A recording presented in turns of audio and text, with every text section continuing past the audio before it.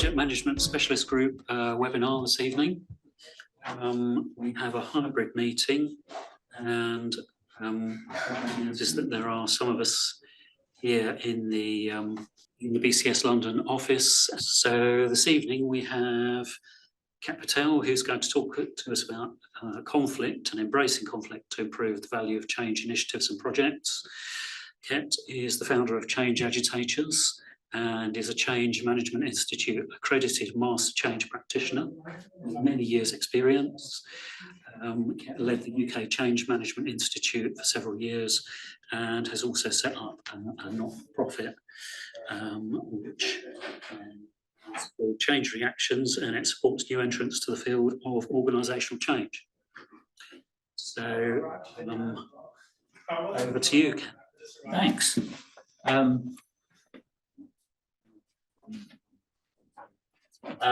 Yeah, thanks for the introduction. I love the idea of needing to grab hold of and embrace conflict, and the reason that this sort of came up quite frequently was that I often, as a business change manager, would find myself in conflict with the concept of a project delivery, trying to get something done, whilst in my head what I'm trying to do is get people ready and accepting and willing to adopt it, which sometimes happens after we've delivered it. So I originally presented this presentation with a colleague of mine, Olivia, some time back at Project Challenge, which is a great free conference. If you have not heard of it, definitely try and get yourself along to it. But what I want to talk to this group about is what is, as project professionals, helping organisations try and develop new things that will get them a way of working that is not available to them today. What's our role in helping uncover, handle, and move forward through conflict so that we can actually move faster in the end? So I appreciate it's after work. I am actually going to ask you to do a little bit of work. I'd love to hear your stories about conflict that you've experienced and how you've navigated them, how they show up for your projects. And what I would like to do is get you thinking about what you could do differently. Like, I can tell you a bunch of stuff I do, but maybe you've got something that's more beneficial to you. And actually talking amongst yourself will be really valuable, I think, just because you'll learn a lot about similar problems you're facing and activities, techniques that you might find. So conflict for me just shows up everywhere. And I said I did this presentation with somebody called Olivia Chalmers, and we came to talk about conflict in two specific scenarios. One was Olivia's work is often about how do you introduce a new idea to a business, an organization? How do you get acceptance of that? And what she often found was when people were talking about new ideas, she would often see people's behavior being they want to say something about why the idea won't work, but they're internally reserving themselves, holding back because of some worry that they might uncover. So they would nod along to this idea that they kind of disagreed with, and then later would sort of be in conflict with it and drag their heels around it. So I'm sure that story isn't unfamiliar. You've got a meeting takes place, and in that meeting, people are kind of going, yeah. But afterwards, there's a lot of chat. It's like, I think that's a terrible idea. And so it just adds a level of inefficiency of trying to put a new idea into practice. The second thing I found, which is where more of my experience came from, was that when I run projects, I'm often seeing conflict between different groups within the project. So me as a business change manager, I'm often representing the business. The project is representing the wants of the organisation, and sometimes the business motivation and the wants of the organisation, they're in conflict, right? So I'm trying to present something that's like, hey, we should really take into account what people's feedback are. And actually the project's like, no, we've just got to get this done. People just need to get on board. So it's creating this tension, and actually learning how to resolve it, actually engage with it, has been really crucial.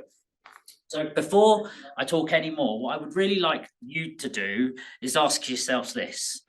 How do you handle conflict when you see it? And I've got three options for you.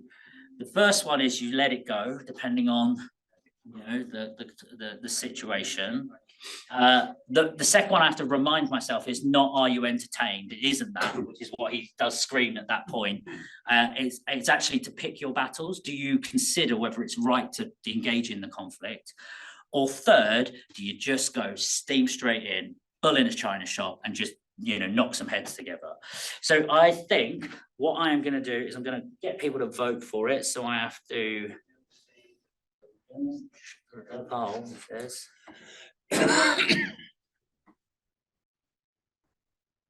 So hopefully you should all see a poll. You all see a poll you can answer.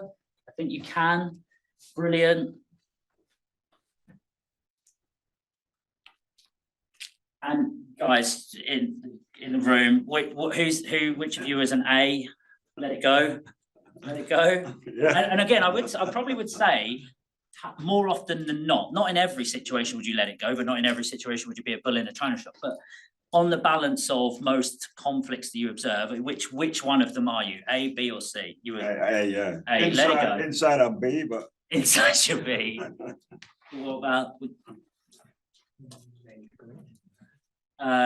and at the, On my side, it depends on the situation. okay. I Yeah. can. Maybe. Let it go. Everyone's a let it go. I don't believe no one's a let it go online. So the braver behind the wall. yeah. No one lets it go. Everyone's up for a battle, or everyone's up for the kind of just getting in there. What I am going to do at this point is, if possible, I'd like it if you guys in the room just talk about conflicts you've recently had and how you've navigated them. I'd love to just understand about some of the challenges you faced, how you've identified conflicts, and what you've done about them.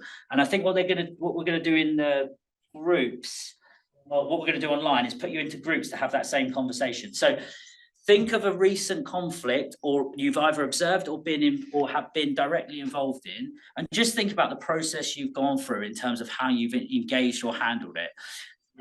We'll do that for about 5 minutes, and I'd just like to hear some thoughts about how they've come up and what you've done. Cool. Is that all right? Are you all right putting them into groups? You're doing it online. Yes, there we go. Is that right? Is that happening? So you would define conflict as somebody saying they're not going to do what you want them to do? Or, Yeah. Well, or just raising objections, or? Well, I mean, I'd be interested, whatever you think your view of conflict is worth kind of just exploring. Like if your example is someone just disagreeing with your approach or your suggestion or whatever it is, or something other than that, I think it's worth. John's got one. I can feel it. He's on the edge. Well, I just sort of think that what tends to happen a lot of the time for me is that you can sense that there are people kind of potentially disagreeing, but it tends to get resolved by someone in the hierarchy is effectively saying, okay, I've listened to that, now we're doing this. Yeah. And it kind of squashes the Any proper discussion. any proper debate about it, and so you just kind of move on from it. And so in your example, you do just let it go because you've been told you've got to just do this or that. Yeah, but do you let it go, or does it sort of hang around because you've not really had the closure of it? Yeah, I think hierarchies have a lot to answer for, really, because it's like having a kind of get out of jail free for the managers. You have a discussion, and then they say, no, that's how it's going to be, and then that's the end of the discussion, isn't it? Yeah, it's very hard to argue against that, depending on the situation, because they just it's just kind of one of those things, isn't it? It comes with the hierarchy, I mean, that'd be an interesting thing, how to resolve hierarchical problems, Well, yeah, I mean, the conflicts that do get resolved in that manner of being told often carry a little bit of baggage with them, right? Because you just don't get the opportunity to interrogate and actually come to a resolution yourself, which is where they often come back again, because people have got unsettled beef, if you like, about whatever was decided. I think it can be followed by a sort of a bit of passive aggressive kind of behaviour, where people think, oh well, I didn't get my chance to talk about this or to say what I thought, so kind of won't engage too much in that. I And won't answer the email, I won't turn up to the meeting, or and that is a really, I mean, that for me is a really, really crucial result, is that you get disengagement when you don't handle conflict well. And that's the last thing you need when you want to move quicker, right? You want your organization to move more quickly. Actually, if people are kind of going, well, look, you've decided I've got no autonomy, I've got no decision, I've got no control in this, it makes it very difficult for people to feel engaged and able to contribute.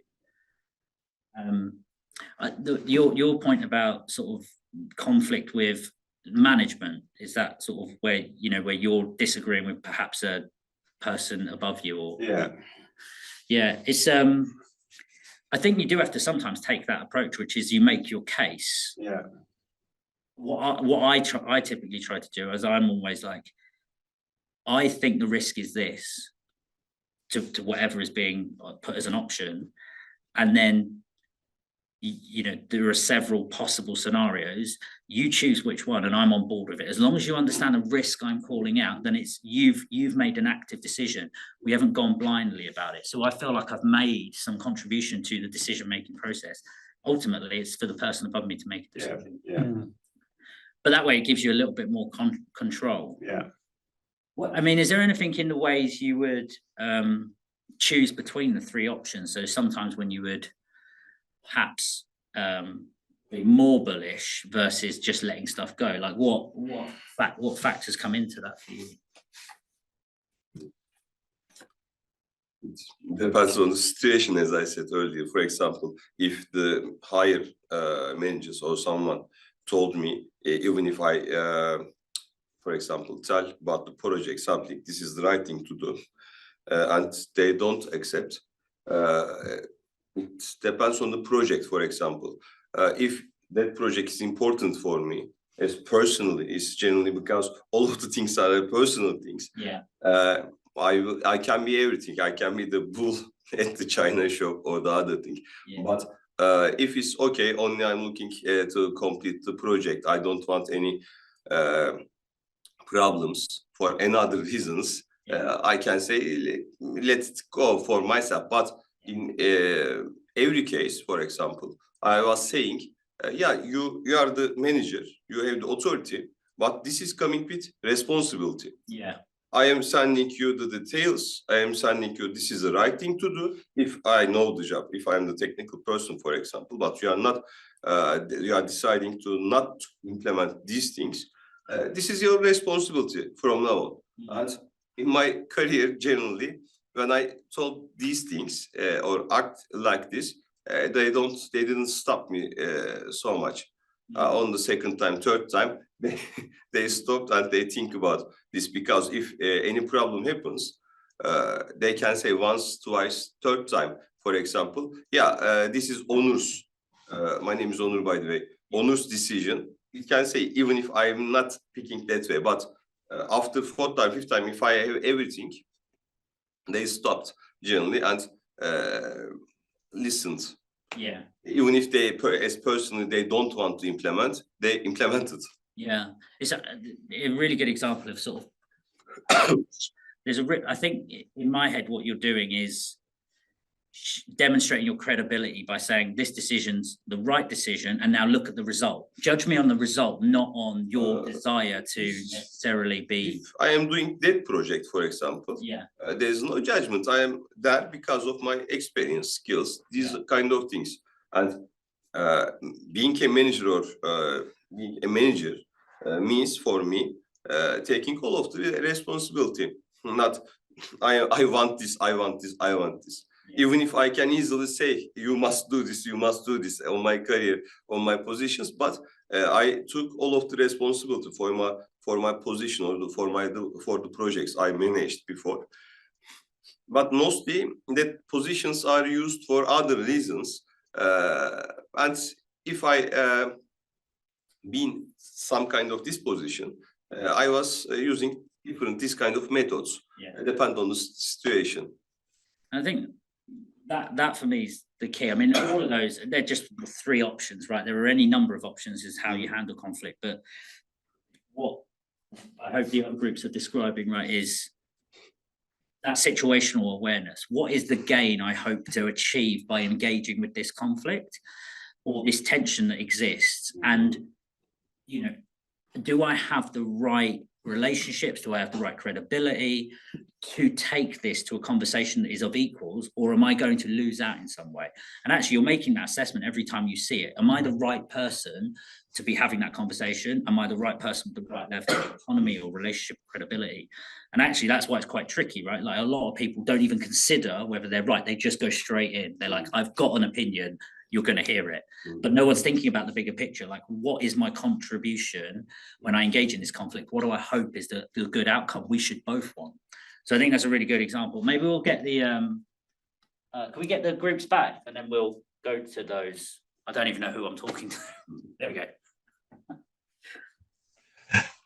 Yeah, Thank you. Sorry. 55 seconds. Oh, brilliant. Yeah, I should have given you a little warning, shouldn't I? It's very context dependent, isn't it? The how you react. Yeah,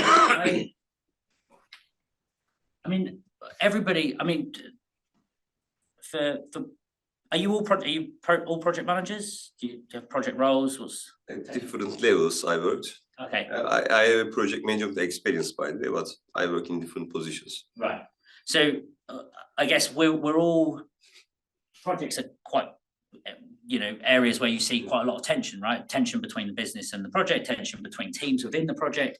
So for me, there's quite a bit of facilitation, right, within the project management role, right? Because you're overseeing a lot of what's going on, and your goal is to try and get the project done as smoothly and as quickly as possible, trying to make sure that you manage time and cost. And any sign of conflict is a sign that it's going to take slightly longer, or we're going to end up in the wrong decision. Is everyone back now? There might be.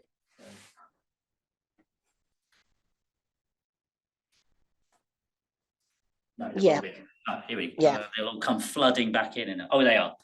Hi, Yeah. everyone. Thanks I hope you had a good conversation in your groups. I don't know how many groups there were, 2, 3. I'd be interested. We had some good conversation around how do we decide what we're going to do in different situations. But I'm interested in the groups online. Any thoughts about how you handle conflict, the type of conflicts that you often observe from your roles? Anyone want to share some observations?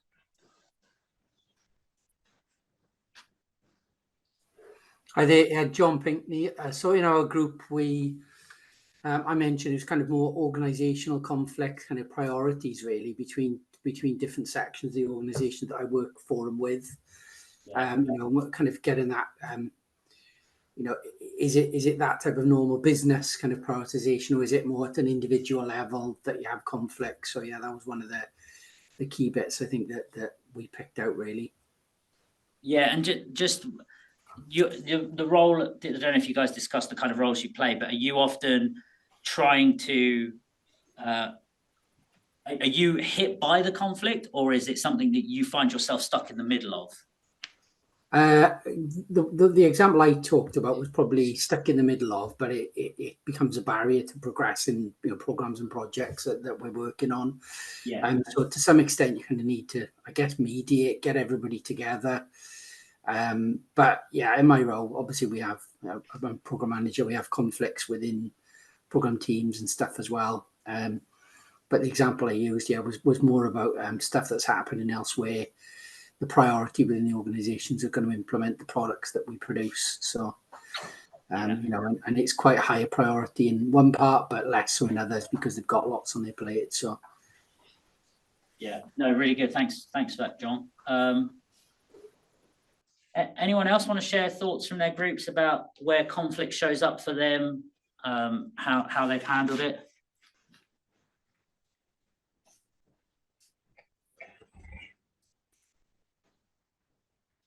I'm going to leave the awkward silence for just a little bit. Okay, so the reason, you know, I think just mentioned, and we talked a little bit about it, is that I think generally people avoid dealing with conflict because they think if they engage with it, it will slow their project down. That's been my observation, is if I actually get too into this, I'm going to uncover stuff I don't want to have to handle. And that is going to take me time, which I don't have. The challenge with not doing it, in my experience, is it comes out anyway. Right? The conflict at some point shows up somewhere. Someone doesn't adopt, someone doesn't engage, someone ends up just going against stuff all the time. And so by not engaging with it, all we do is we create tail risk to our project that we're not in control of anymore. So for me, like it's been crucial anytime I've seen a level of conflict, A, to understand to what extent it's going to impact the project, and then B, choose what to do about it. Sometimes that means let it go, don't do anything. Sometimes that means get in there and figure it out with the people that are involved. So that was what we talked a little bit about in the room here, was that sort of situational awareness of what's the cost of not doing the action to engage with the conflict you're seeing, right? Because it will have an impact, no doubt. The question is, how big is it and what does it mean to you in terms of your project? So this is why I think it's really important as project professionals, as change managers, anytime we see conflict, we have a very big responsibility to figure out how big a problem it is for organizations. It was said in the room, sort of what constitute, oh, I've got to share my slides again. Sorry, give me 1 second.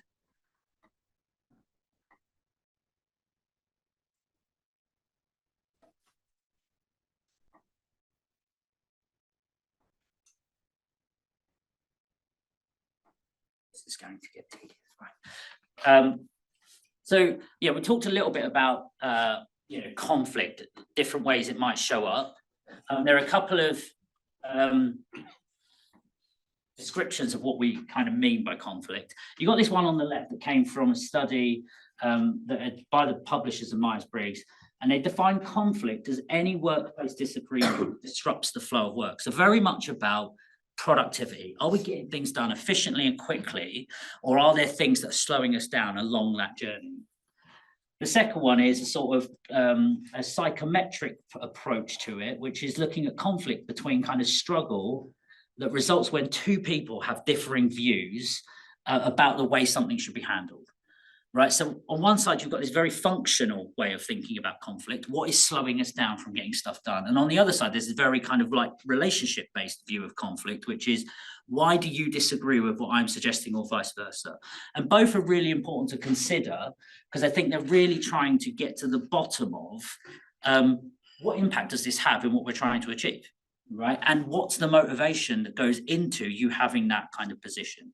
And again, we can't kind of ignore, just say, you need to get on with it. We need to understand where the conflict is, the tension is coming from in the individual that's kind of pushing back against perhaps ideas that you've got. But what I wanted to ask the question, last time I did this, we revealed it first, but what percentage of employees experience some level of conflict through their working life? There was a study that was done, but what percentage would you put on it? You can shout out on the online if you want, but roughly what percentage? And if you looked at the screen, then that was my bad because I've gone one screen too far. What would you have thought? Well, if it's over working life, it must be very high. Because at some time or other, you've got... Most people would have a conflict, wouldn't they? So yeah, it'd be very unusual not to. Yeah. I think. You have to be a nun or something. Yeah, you'd have to be solitary. That's the only way you'd not come up with conflict. Okay, so there was a study by Centre of Managing Organisational Effectiveness. And when it surveyed people, 85% of the workforce at some point in their career experience conflict at least once. And the thing is, we've talked about conflict slowing often progress down of what we're trying to do, or hiding risk we haven't yet seen that will catch us later. But there are some outputs that are really tangible to that, to kind of really put in context what happens when we don't engage with conflict. So I just want to share a couple of them with you. So the first one is that if we look at how conflict is handled, right, the top ways are people let conflicts escalate. So who's been involved in an email chain that's just added more and more people, right? You starts off with 3, then all of a sudden your boss is included, then all of a sudden your boss's boss is, and so is the person who's you're kind of fighting against. before you know it, it's just tit for tat, right? No one thinks to pick up the phone most of the time and go, right, what's going on here? Which is the first thing I do once it gets, you know, as soon as someone's copied someone else in that doesn't really need to be there, it's like, right, we need to stop because this is just inefficient. Some of the more sort of behavioral stuff, people avoid other people who they're having conflicts with. So all of a sudden now you're like, well, I'm just going to go around that way of the building, or I'm just not going to answer that person directly. I'll send them an email afterwards. Sometimes, quite often, if there is a conflict, it takes a long time to resolve it because it's not dealt with head on. So it's just dealt with piecemeal. You've said that, I've said this, you've said that, it's happening over email, might have a conversation, might something else, might be, I'll take this off you, I'll handle it. And all of a sudden it's kind of lost any grip on reality. And then there are some other elements where people are sort of actually disengaging, essentially.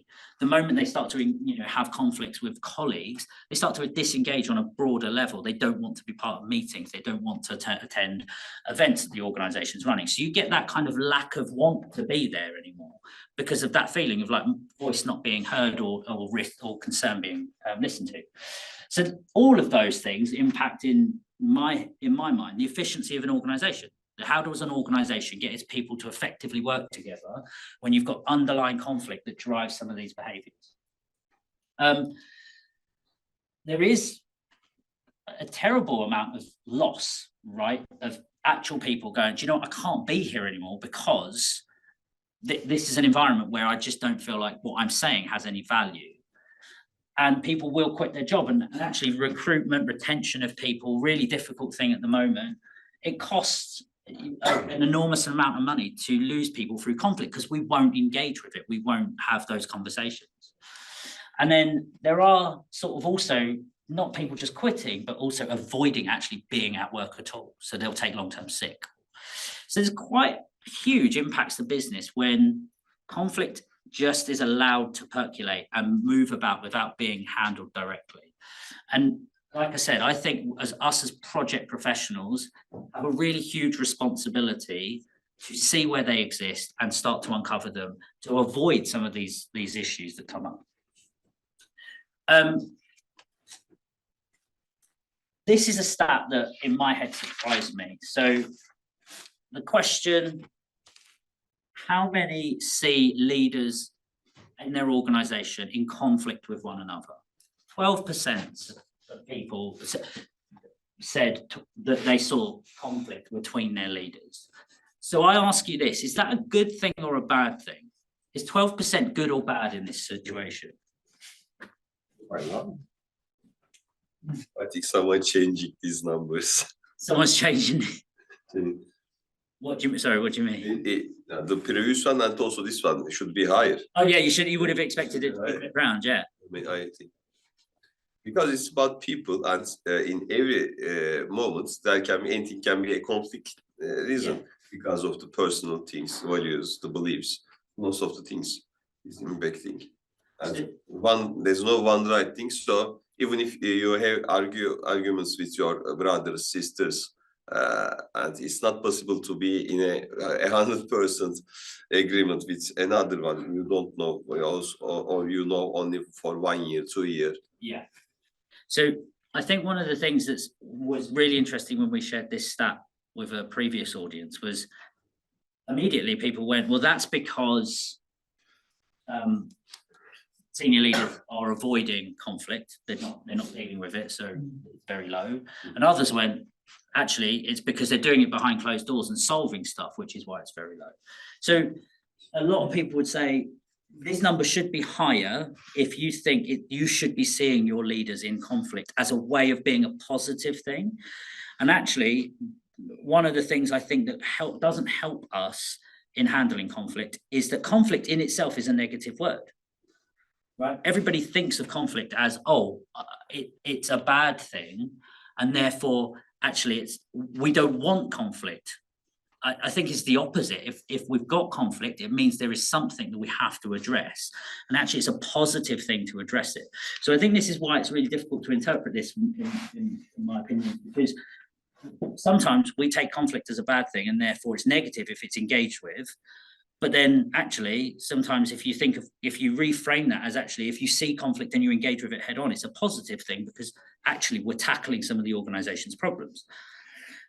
I think that for me is like there are other words you could use. I don't know, anyone got any thoughts on online about the sort of how their organizations, their leadership deals with conflict? Whether this would you say 12% is high for your organization? Anyone online?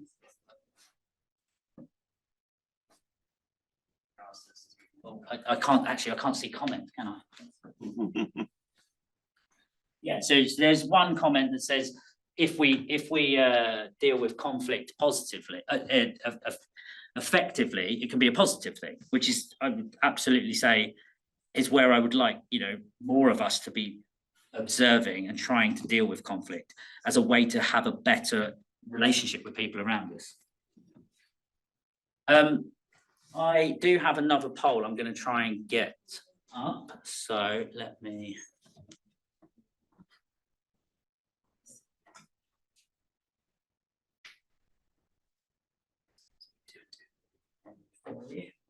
Oh, I didn't share the results. So next, is that, yeah, that's next. So hopefully you can answer this. I'm interested in just where in your organization you see the most tension from your perspective. Is it between senior leaders? Is it between teams contributing to a project? Or is it between project and BAU teams? I think one example I deal with most is the conflict between, or the one I observe is conflict between project and business as usual. I would argue it's exactly why change management even exists, right? Because projects are trying to change stuff and business as usual is trying to keep things the same. And it's in direct conflict with one another. And no one gives any managers more time to try and understand how to deal with that conflict. Yeah, so great to see. So we've got 73%. I'm just here, which would you say more just by hands? Is it 1, 2, or 3? There's 1 being senior leaders, just the third one. Third one. So you're saying between project and BAU? 2. 2. You'd say project and teams contribute between project teams. I would say 3. You want to say 3 as well? Yeah. So overwhelmingly, about 70% with the numbers in the room as well. 75% saying between project and BAU. Then very close behind, or certainly second, between project teams within a project, right? And we're all project professionals. We see both probably every day. I see a little bit of tension between leaders, but again, it's often at that portfolio level where 2 projects are competing for roughly the same space, and they're owned by different sponsors. So you do see that, but just depending on the size of the portfolio. Thank you for taking part in that. So, oh,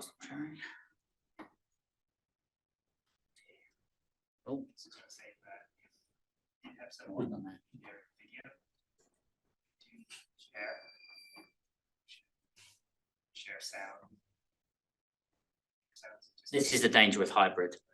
Just takes too many clicks to get there. Sorry.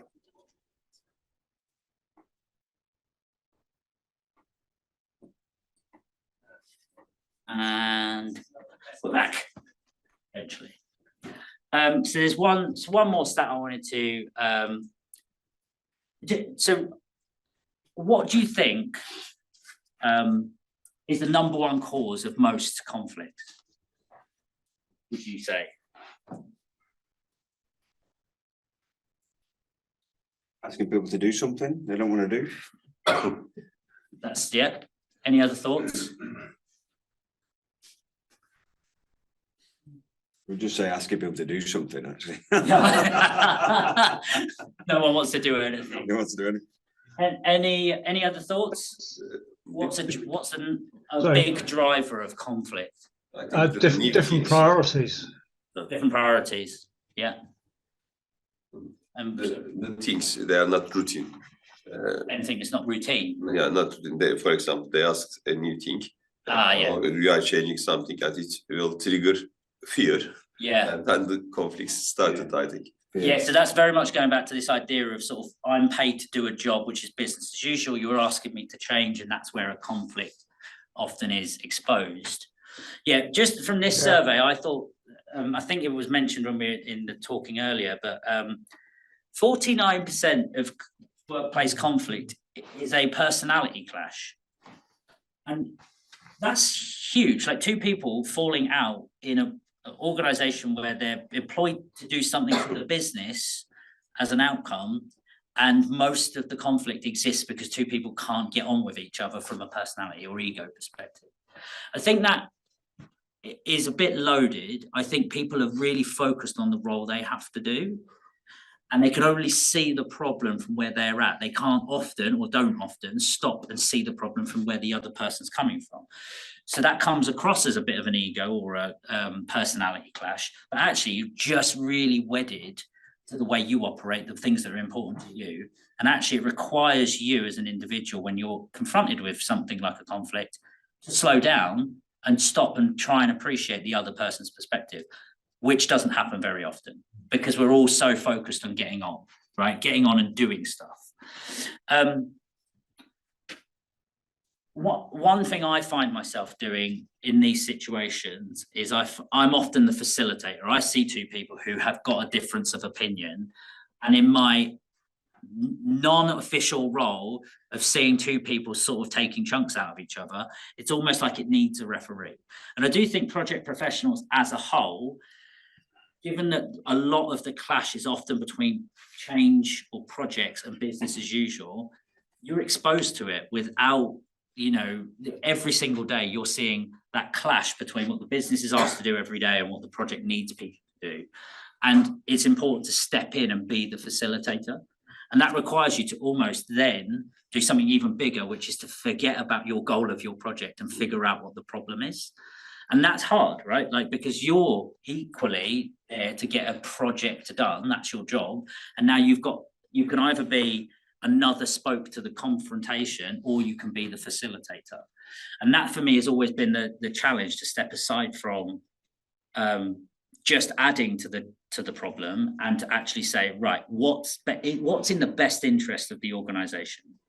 That's the key, right? My project, if I'm running a project, is only in pursuit of some goal the organization is after, and I'm there to champion it happening. And if there's conflict around it, well, then let's figure out what that conflict is and why it should or shouldn't be resolved in one way or another.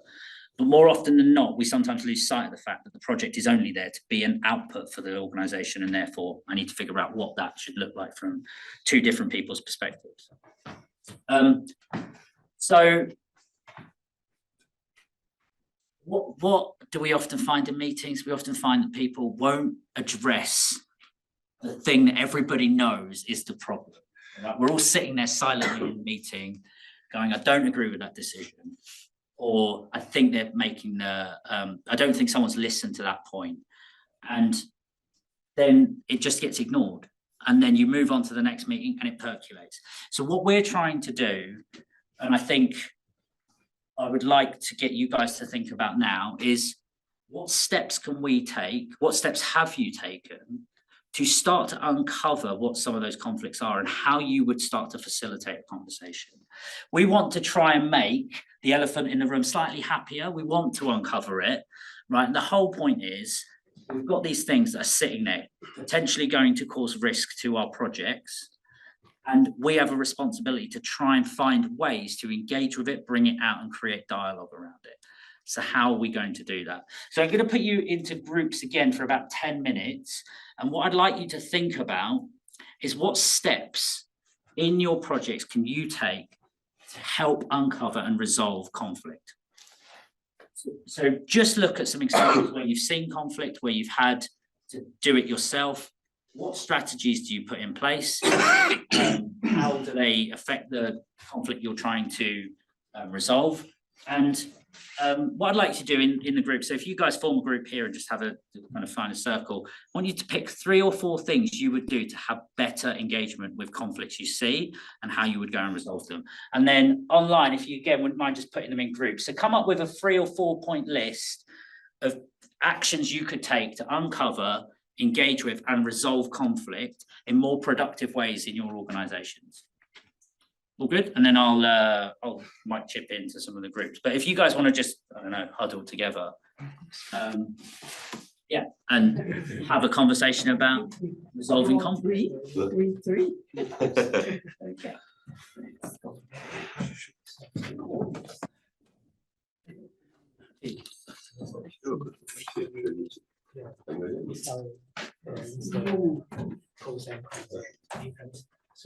Yeah.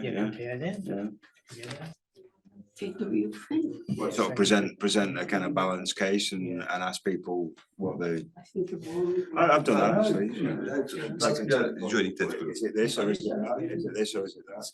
Yes. Yeah. We can see it. I think we're going there. Yeah. Summarize it Yeah.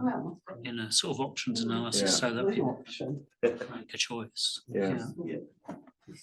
I do a lot of information gathering interviews right at the outset of a project. Yeah. Whilst I'm information gathering, I'm also conscious of the fact that I need to give people a chance to vent, because, you know, I'm coming as a consultant. Whenever I'm trying to change, I know that they've. Yeah. And so it's a good chance to ask people what you know, what's going to go wrong here. Why is it? You've got to get them engaged somehow, haven't you? So, I mean, that's something I use all the time. Is that you know, recognizing the fact that for one reason or two reasons, I'm going to gather information, but I'm also going to give you a chance to. Tell me what's going to go wrong here, you know, and keep track of all that, you know. Well, yeah, especially if you're a consultant, you need the kind of insight, don't you, from people. Yeah. Well, you want to know what is it going to stop things working, you know? I mean, and something about the culture of the organisation as well. Yeah. Because I mean, there's an old thing about, you know, if you do a project and the previous projects kind of failed, then you've got to carry all the way to that previous project.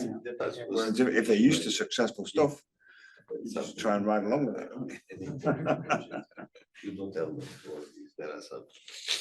And then another thing, you know, when it comes down to individuals and looking at ego and clashes, I try and probably fail miserably to try and present the project as an independent. If you, for example, Not my project, not your project, it's the project.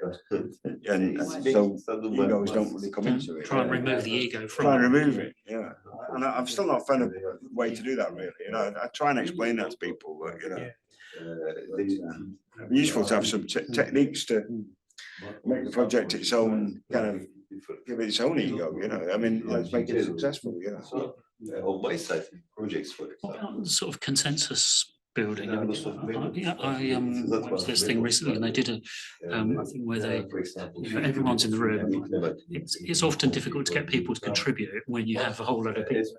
Yeah. You can only implement 5 of them. That's one of the problems with meetings when you Shout. it might be a conference under the surface. No, shout more than The technique that they used was call it 1, 2, 4 all. So if everybody has because we fight. post-it notes. Yeah.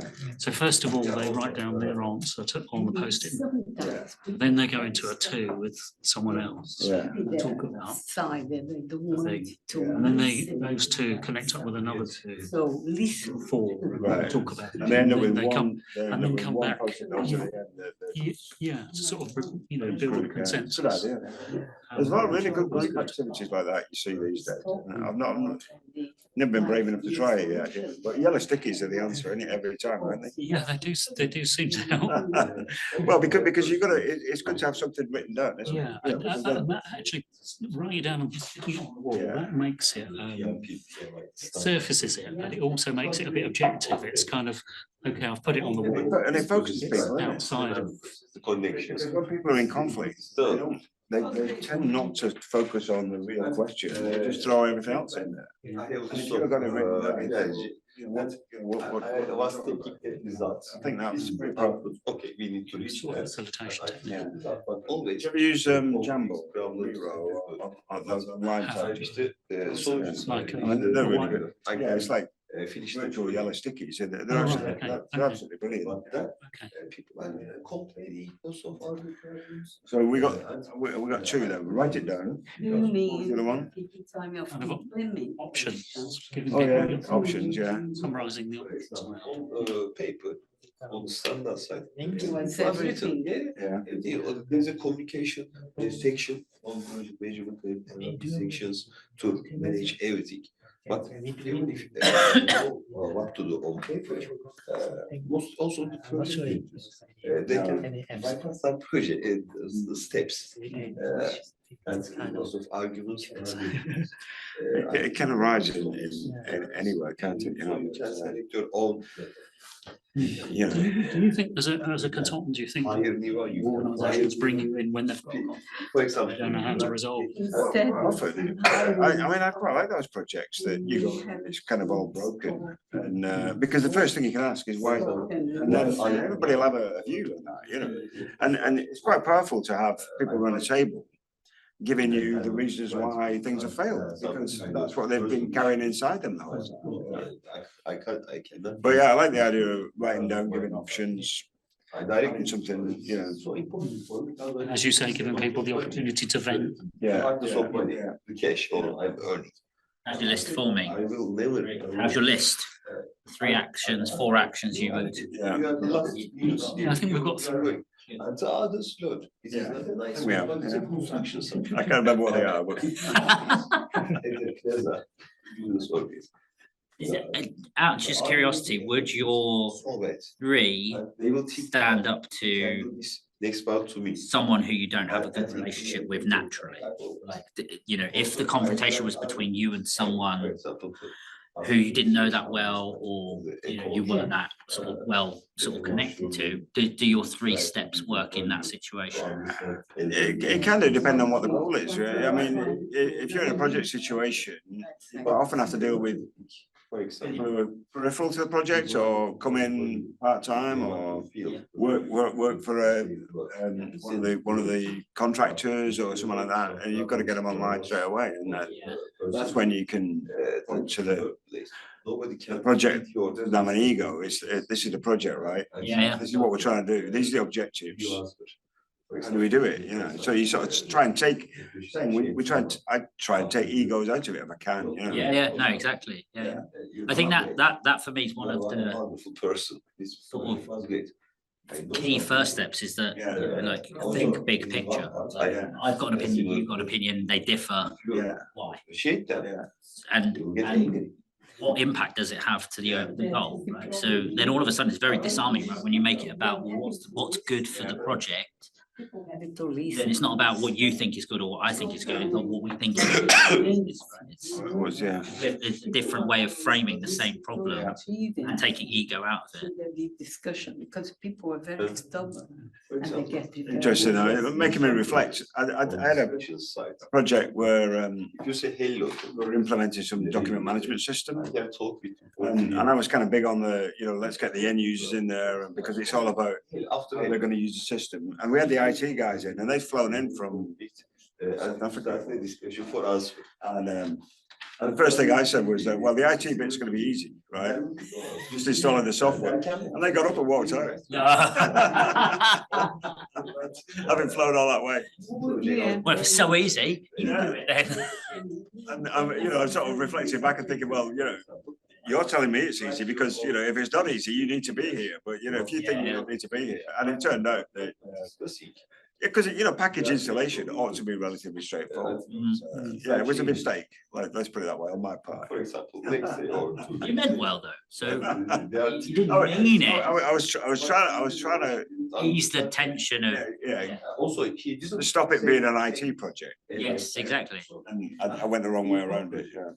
Well, I didn't want it because you know, Out of curiosity, did you do anything as a result of recognizing that with that group? Did you follow up with them in any way or? well, they had to do their job in the end. You know, they discuss. but you know, I had a very frosty relationship with the South African IT manager from then on. Oh, really? Did you try to did you recognize and try to soften that You relationship? know, I didn't go to it directly. I like let it go and work with the team and just say, well, you know, this is what the project needs and all that. But, yeah, it probably would have been better to have a more direct conversation with it. They can't help. Yeah. Yeah. Oh, nice. Here's an interesting one. I'll share an example where You're right away. I did exactly what. Well, Also, yeah, but basically, Also, I had to call someone out in the middle of a meeting, but I felt confident I could do it in a way that the wasn't numbers, for example. challenging their credibility, but did it in a way that was like, is this the right thing for what we're trying to do? Yeah. So it asks you to then have a much better relationship with someone that you could do that and still walk out afterwards and still go, right, should we go to the pub or we just have to go to the next meeting, getting that happened, right? So yeah, it's an interesting Yeah, thing. so it's interesting if you've got that relationship with someone. Yeah. I'm just gonna go and check on these guys at the back, then we'll come back. Relationships in two ways though, aren't they? You might have that relationship with them, but they might not with you. Conversation around how to handle conflict. And amongst We other are things. trying. You what, sorry? We are trying. You're trying, good. Excellent. Let's find out what they're doing. Give it one more minute and then we'll get them all back. Would you just do the 1 minute to go timer and then we can bring everyone back? Yeah, you've got 2, 3, 4 things that you would do to help uncover, engage with and resolve conflict. Have a little think about what those are and ready to share them.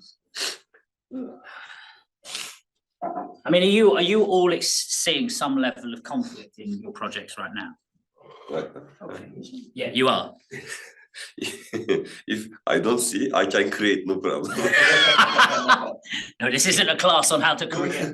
To solve these issues, you need is what to fire. I'm coming from the also health and safety experience. Yeah. I worked for a little time fire manager, and I was saying to manage the fire, to end the fire, you need to know how to start fire. This is true. You need to know how they work, right? You need to know the dynamics. Maybe this can be similar to this. If you know how you can create the conflicts, Yeah. then it will be another skill or to recover these things. Problems. That I've never really thought of it in that, but you are now making me think about the fact that I use contradiction as a way to engage with conflict. So if 2 people are saying things and they're contradicting one another, I get them to say it to each other, and then I just let them figure it out. I just watch, right? Because they have to. They both got opposing views, but actually they know that they're trying to get to the same answer. So it's really interesting that you can use contradiction as a really good way of getting people to rethink what they're saying. Yeah, I want to say, for example, in this example, you for example, there are contradictions, and you gave 2 more contradictions to them. Yeah. But you create and you give them similar to this. Yeah, I see what you mean. Because there are lots of endless options in life, in business. Yeah. Also lots of methods. But it is not, for example, there are 100 different methods you can implement in this, for example, problems. But because of your character, because of your personality, because of lots of the other things, there is 100 methods, but you can only use 5 of them, 10 of them. Yeah. The others are not for you. Yeah. These are for other persons. For example, the Myers-Briggs character test, such as there are lots of other character types, different things. And it is not for everyone. The one solution is not for everyone. Yeah, and that's the thing, right? I mean, I'm not a big fan of Myers-Briggs, and welcome back everyone that's now back in the room online. Yeah, like Myers-Briggs tries to break down people who are of certain types, right? And there's nuance to all of that. But it is the moment you sort of see conflict, it's like get to the bottom of where that person's coming from. I think you said the word sort of beliefs earlier, or like we all carry them around with us. We all have experience, and they form the way we think the world works. But they're sometimes in stark contrast to the way someone else's experience and the way they think the world works. And it's only when you slow down. It's everything has a different perspective. Different. Exactly. Yeah. It's not the religious things, the belief. What I'm saying is about life, about their reality. And that's Yeah, I mean, that's a really sort of important, like, people kind of hear the word belief and kind of think, well, you know, it's all kind of perhaps a religious type. Not about this. Yeah, no, we all have fundamentally a set of things that we use as principles of how the world works. They are our beliefs, right? And they're based on the experiences we've had. But they are always, when there's confrontation, always a contradiction in our beliefs, right? So it's, you know, you've got to get into that detail to understand where the experience is driving that. So I'm going to start with you guys here, because you seem to have a good conversation, and then we'll go to the guys, the groups online. So just the 2 or 3 things or 4 things, whatever your list was, that you would do to help uncover, engage with, and resolve conflict more effectively in your examples. What were the sort of 3 things you talked about? So you said about joining a project and giving people the opportunity to vent, Oh, yeah. because they may have, for example, been in a previous project where things didn't go very well, so they're carrying a whole load of stuff they want to get off their chest. Yeah. So giving people the space to just say what they need to say. It's an advantage sometimes being an outsider, you know, as a contractor, or you know, you're not part of the team. You weren't involved in a previous failure, you know. Yeah. So you're giving people a chance to tell you, either as a group or individually, can work. And you can use that as a way of identifying risks to the project as well. You know, doesn't need to be a kind of a feeling thing. You could say, well, you know, what are the risks? What you know, let's pull them out and write them down. You know. Yeah. And writing down was the second thing we had, actually. You know, if you got something written on a chart or a flip chart or a yellow sticky or something, it helps to focus the argument rather than people just coming up with objections and going around it the whole time, which is what happens. You know what? And I'm going to share with you afterwards some stuff I do. But one thing I haven't got is actually describing the problems that everyone's got a common understanding. That is really key, because everyone, again, hears something, has their own perception of it, and then they carry that around with them like everyone has the same perception. Only when you write it down and everyone can look at it, can everyone go, I don't agree with this bit. I don't agree with the way you've described the problem. I've got this view. And only then can you co-create an idea of what the problem is you're in conflict over. I really like that, actually. I The yellow sticky is a very powerful tool. It is a very powerful tool, yeah. What do you do? Do you have a third one? Was anything else you? Do you have a third one? You talked about kind of summarising the options. And for a sort of a decision making. Yeah, good one. Right. Yeah, decision making.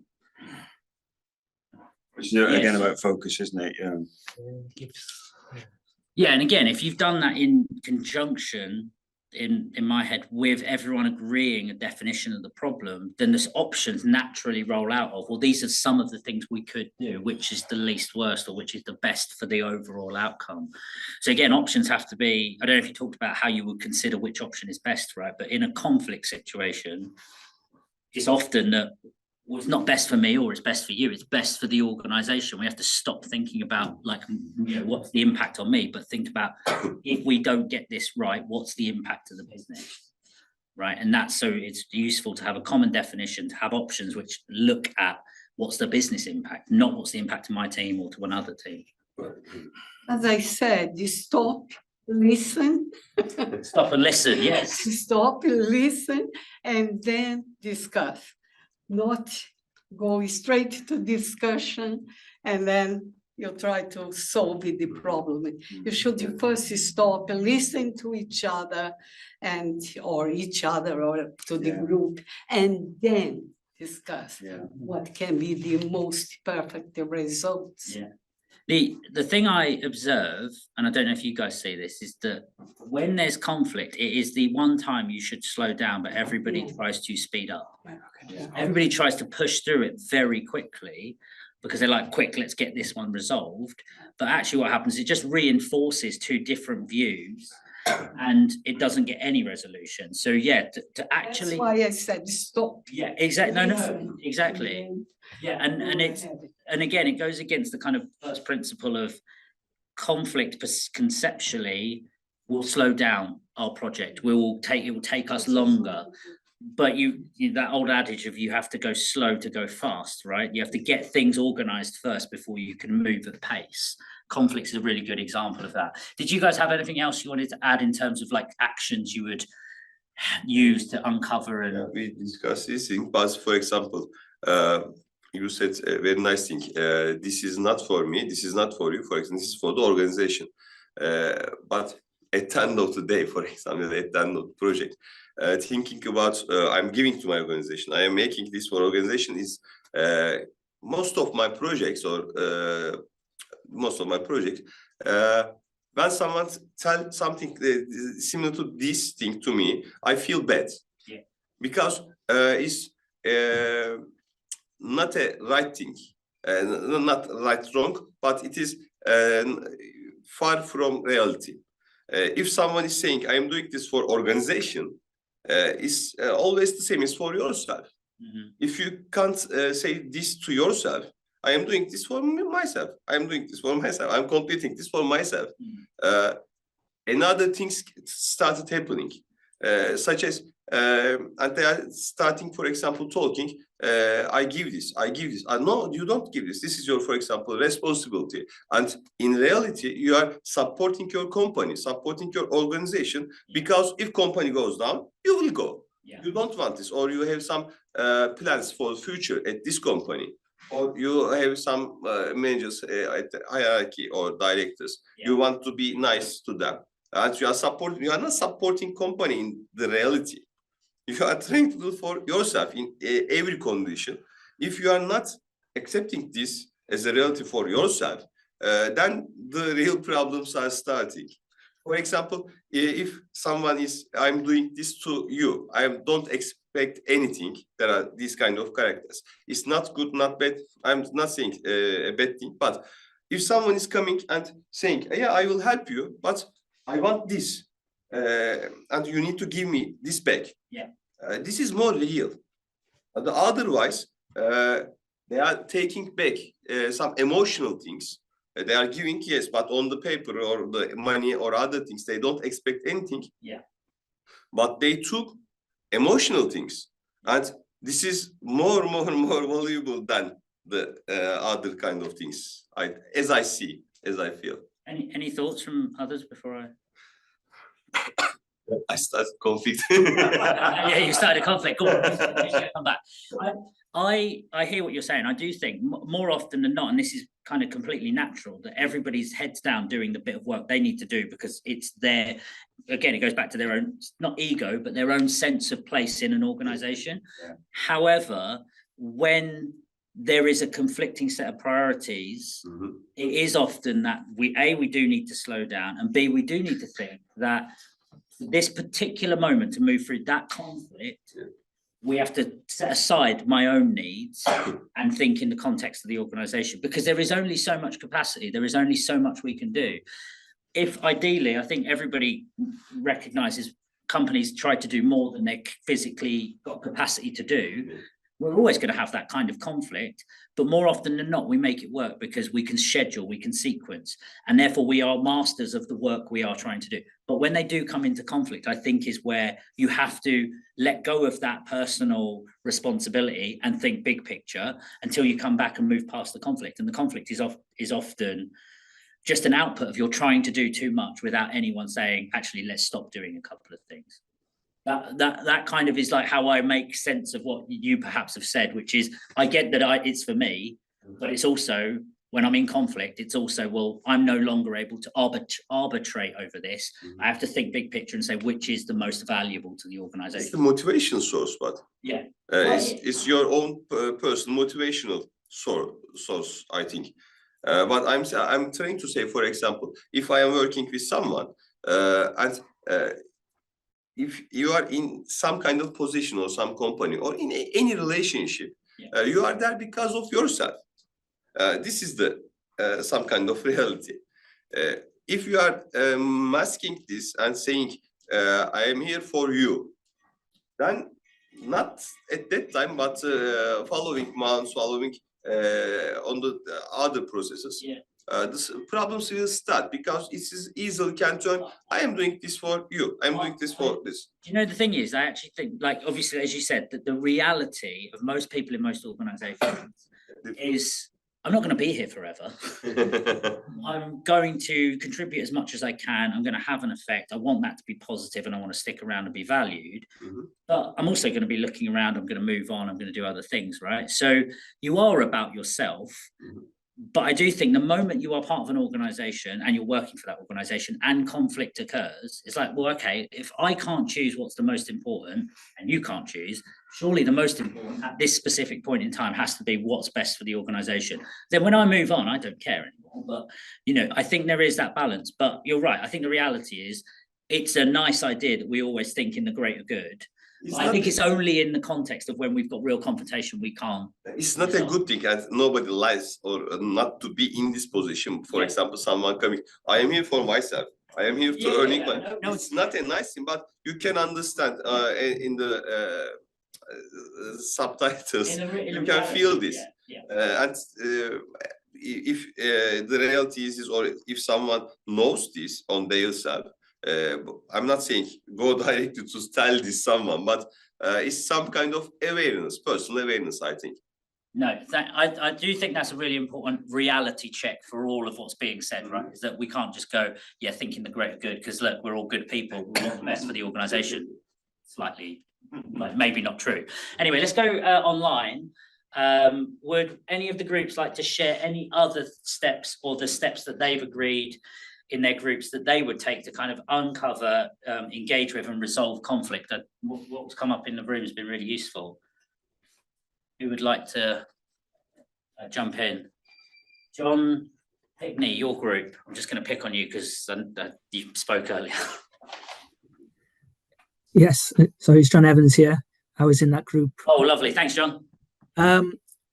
We talked about a communications plan to get to know your stakeholders informally, understand their needs and address and keep the relationship going, and to be approachable. So we were trying to deal with conflict resolution by nipping it in the bud before it actually got to the stage of a meeting or a conflict. We all, as you've mentioned, we said listening is a key skill. And if there is conflict, to find a common ground where people have agreed on what to do and to build on that.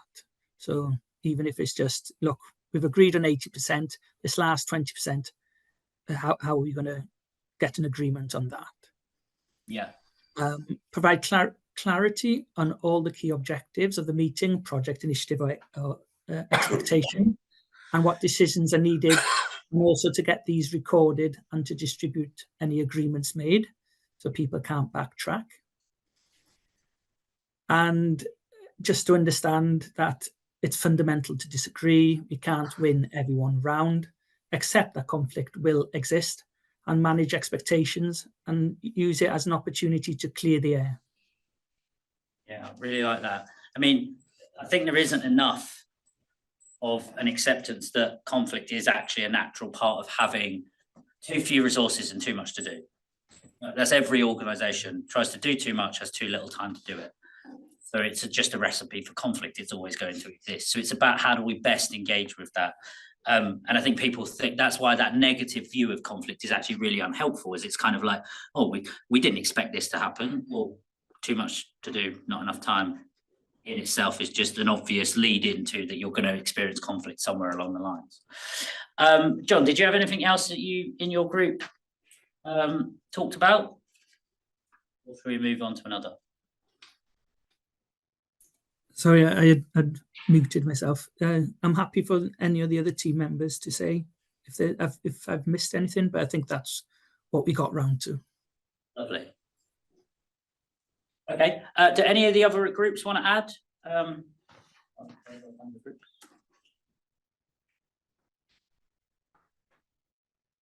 Group 1 or 2? May I just say something? I think the conflict in the end is good. Yeah. Because you have more possibility to discuss and get to something. And people think always as conflict something bad. Yeah. And I don't think it's bad.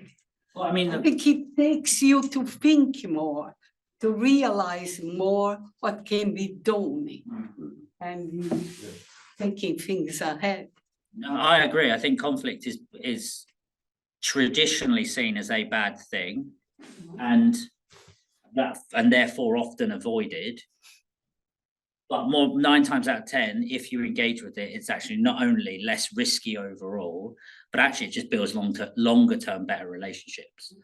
So I don't want to move on without the other two groups having a chance to share any points that they would like to.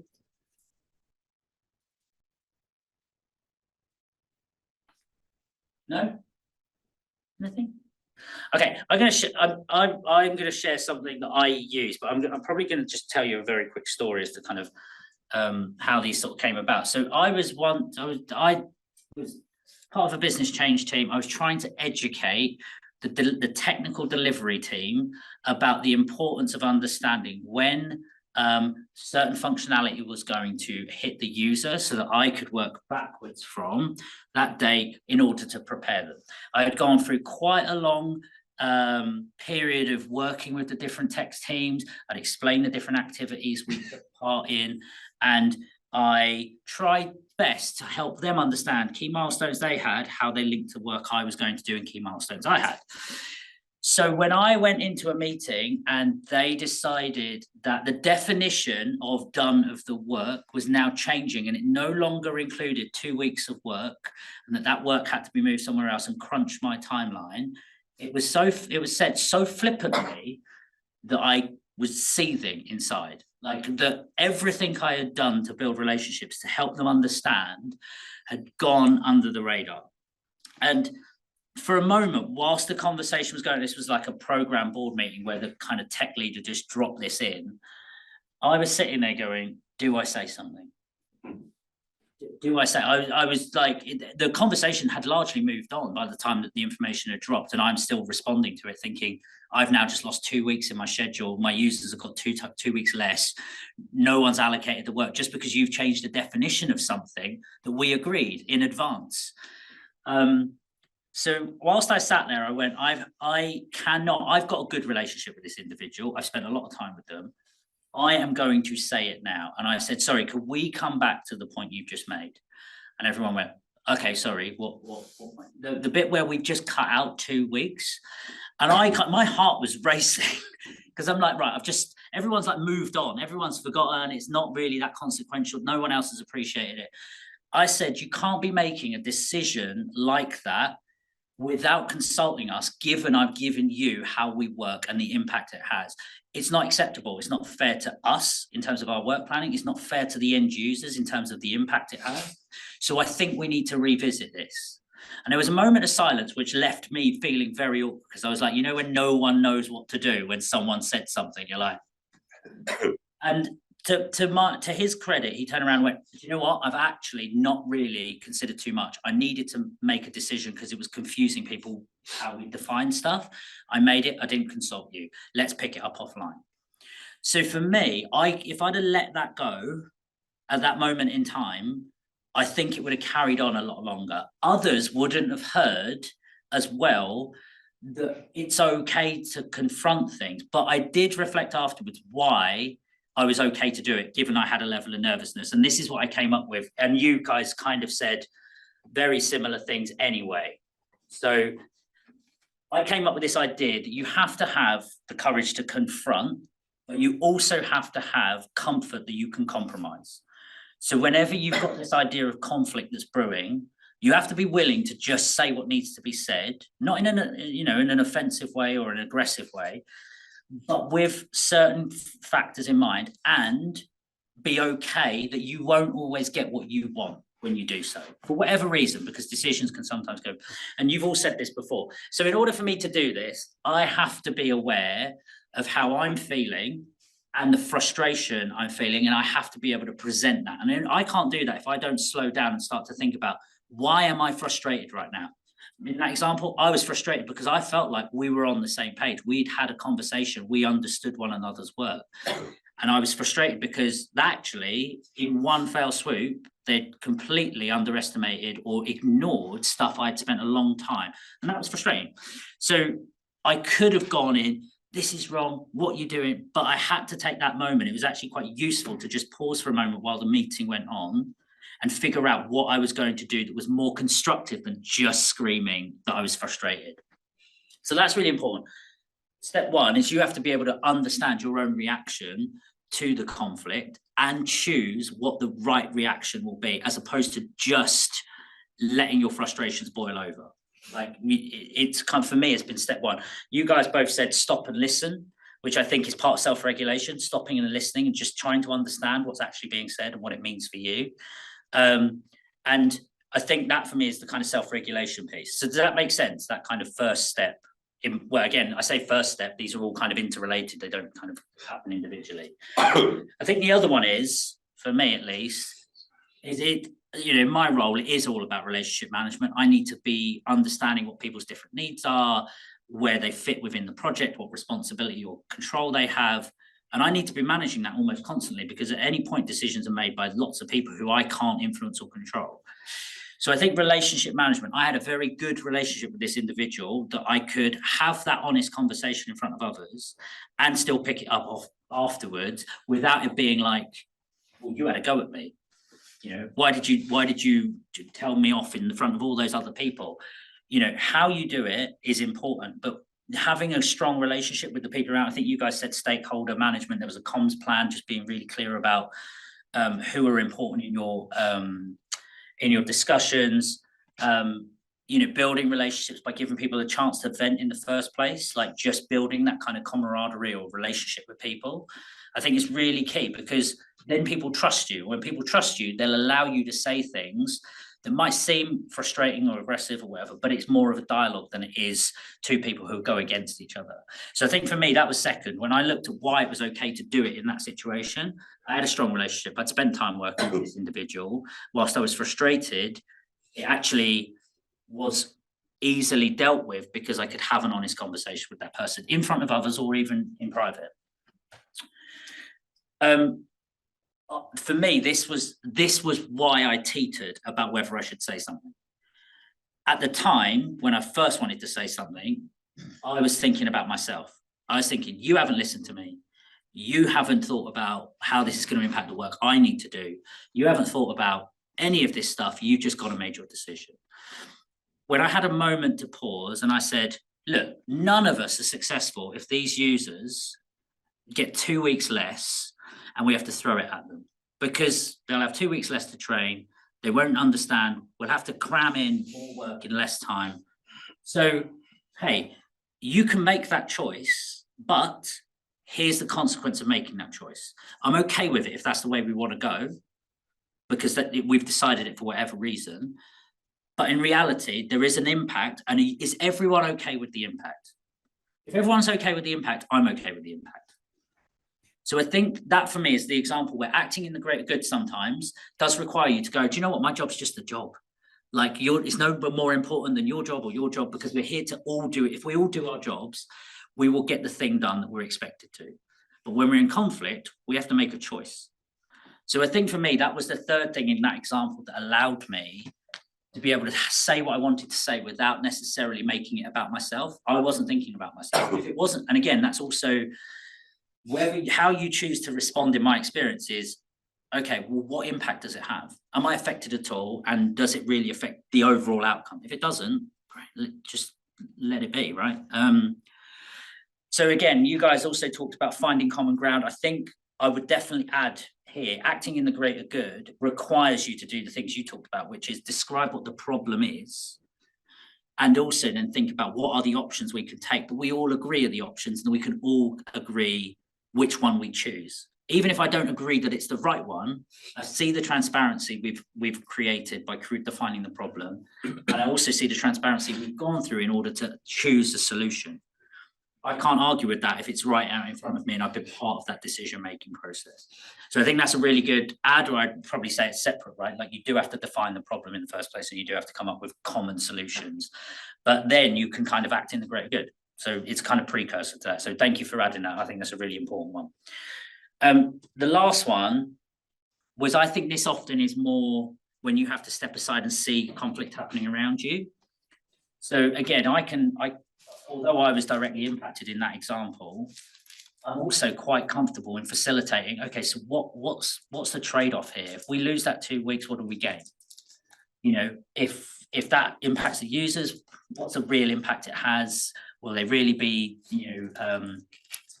will they really have an impact in their ability to undertake the training? Will they really have an ability to adopt the new system? Or is it, can we Now, I don't give that stuff up for free, but it is about saying, now, again, probably going back to what are the options, that dialogue is created because we've got something common to talk about. And again, I think when you said it, that's what struck me, is I can't facilitate dialogue if I don't have a common way of talking about the conflict that's in front of us. So do they all make sense? I mean, I think you've all said essentially similar things to this and a really good build on it, where we talked about defining the problem and coming up with common solutions.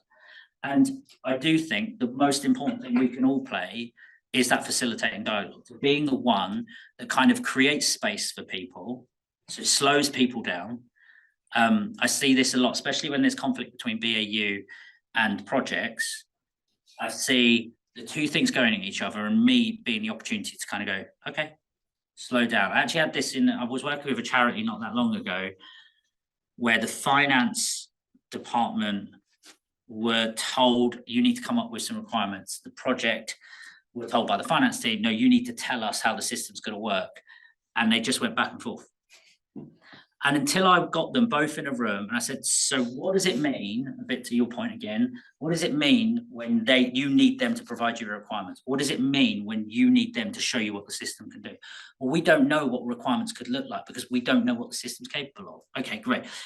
How can we show them what the system's capable of? So you're coming at it from your individual perspectives, but someone needs to facilitate that middle ground where you can kind of, have a better discussion around the complexity of the problem. So that for me is sort of almost the number one thing that we all can get to do, particularly in our roles as sort of project professionals. Any thoughts on those 4 things online or in the room? Anything you'd add now that you've had a little bit more of a think? A quick point, the greater good bit is very important because otherwise you get people that will do things on their watch that work well at that time. Yeah. And it's not thinking of the longevity of what we're doing for the business. And that's very important. That's happened, caused problems.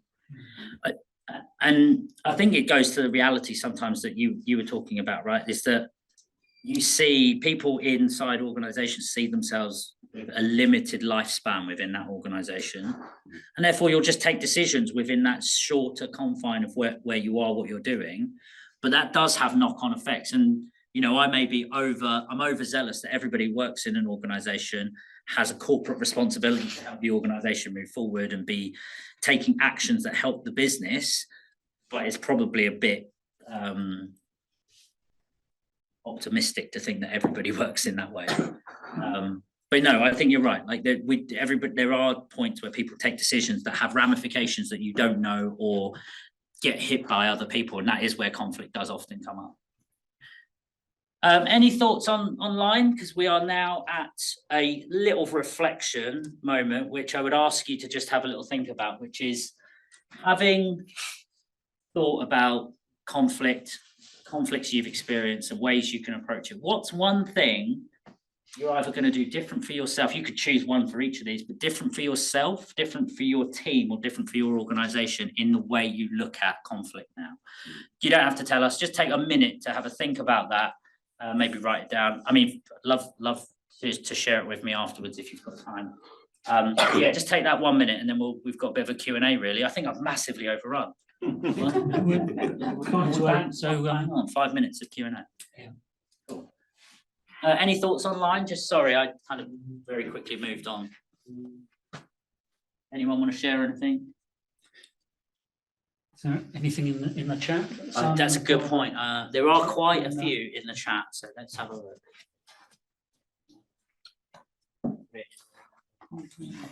Misunderstand that. Oh yeah, that's okay.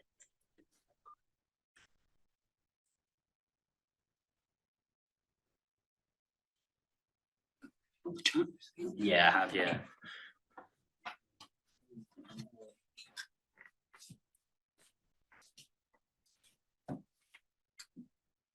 Like that. Thanks, John. That's my favourite. Slow down, listen, and courage to confront. It's a mantra, that. I thought it was a really good angle on change management. There's a lot written and a lot sort of a lot of approaches to change management. I think using the word conflict is really quite smart, because like you say, it gets people thinking about the negative side, but actually you can, it might have a negative consequence, but you know, it's inevitable, and here's some way to do it. So I thought it was really good. I really enjoyed it. I'm pleased you did. I think it's for me, I see this, I call it friction or tension that every organization has. And we've got all these people who every day come in to operate the business. And then we've got a whole other group of people who come in and think about change. Yeah. And there's somewhere in the middle, there is just this friction between those two groups, right? And often people are so laser focused on getting the new thing done, and so late, this other group is so laser focused on keeping everything going, that they're at completely different headspaces. Yeah. So it's always going to cause conflict, right?